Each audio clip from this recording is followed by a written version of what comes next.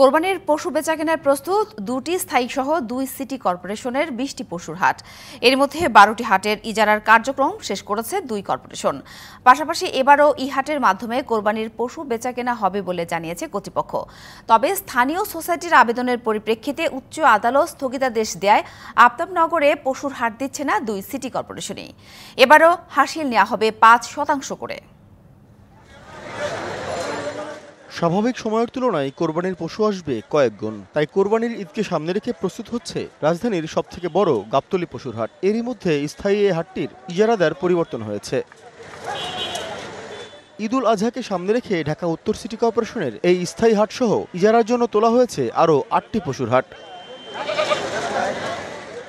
ভাটারা সুতিভোলা খালের পাশের খালি জায়গা, কাওলা শিয়ালডাঙ্গা এলাকার খালি জায়গা, উত্তরা ডিয়াবাড়ির 16 ও 18 নম্বর সেক্টর সংলগ্ন খালি জায়গা, মিরপুর স্টার্ন হাউজিংয়ের খালি জায়গা, মোহাম্মদপুর বসিলা, ঢাকা পলিটেকনিক এলাকার খালি জায়গা, কাঁচকুড়া ব্যাপারীপাড়া এবং খিলক্ষেতের মস্তুল চেকপোস্টের পাশে বসবে উত্তর সিটির হাট। এরই মধ্যে 6টি হাটের ইজারা দেওয়ার কাজ শেষ হয়েছে। দক্ষিণ সিটির স্থায়ী পশুর হাটটি সারুলিয়ায়, এর পাশাপাশি বসছে আরও 10টি অস্থায়ী হাট। উত্তর শাহজাহানপুর লেদার টেকনোলজি কলেজের পাশের খালি জায়গা, পোস্তগোলা শ্মশানের পাশের খালি জায়গা, মেরাদিয়া বাজার এলাকা, কমলাপুর স্টেডিয়াম এলাকা, দনিয়া কলেজ মাঠ, ধোলাইখাল ট্রাক টার্মিনাল এলাকা, আমুলিয়া মডেল টাউন, লালবাগের রহমতগঞ্জ ক্লাব সংলগ্ন এলাকা এবং শ্যামপুর কদমতলী ট্রাক স্ট্যান্ডের পাশের খালি জায়গা। দক্ষিণেরও এ পর্যন্ত ইজারা হয়েছে 6টি হাট। ঈদের 5 দিন আগে শুরু হবে এসব হাট, চলবে ঈদের দিন পর্যন্ত। কোরবানির বর্জ্যের পাশাপাশি হাটের বর্জ্যও নির্ধারিত সময়েই অপসারণ করা হবে বলে জানিয়েছেন দক্ষিণ সিটির মেয়র। এবার আমরা আরও বেশি সক্ষম এবং প্রস্তুত, আমাদের সক্ষমতা অনেক বৃদ্ধি পেয়েছে।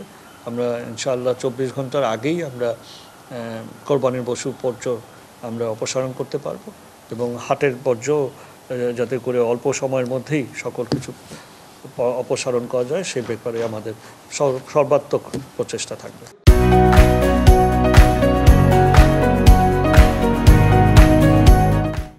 তবে কয়েক বছর ধরে এসব হাটের পাশাপাশি ব্যাপক সাড়া ফেলে অনলাইন পশুর হাট। তাই এবারও ই হাটের মাধ্যমে যুক্ত থাকবেন খামারিরা। অনলাইন গরুর হাট যেটা আছে, ই মার্কেট, এটাও কিন্তু রেডি আছে। এবারটা হাটে কিন্তু আমরা কিছু ক্যাশলেস চেষ্টা করব, যেটা কিনা গতবার করেছিলাম। তারপর হাসিলটাও আমরা চাচ্ছি অনলাইনের মধ্যে করে ফেলার জন্য। অর্থাৎ এই স্মার্ট বাংলাদেশ, ডিজিটাল বাংলাদেশ আমরা কিন্তু অলরেডি স্টেপ বাই স্টেপ কিন্তু মুভ করছি। এদিকে স্থানীয় নাগরিক সোসাইটির আবেদনের পরিপ্রেক্ষিতে আফতাবনগরে হাট বসানো যাবে না বলে রায় দিয়েছে হাইকোর্ট। বিকাশ বিশ্বাস, ডিবিসি নিউজ, ঢাকা।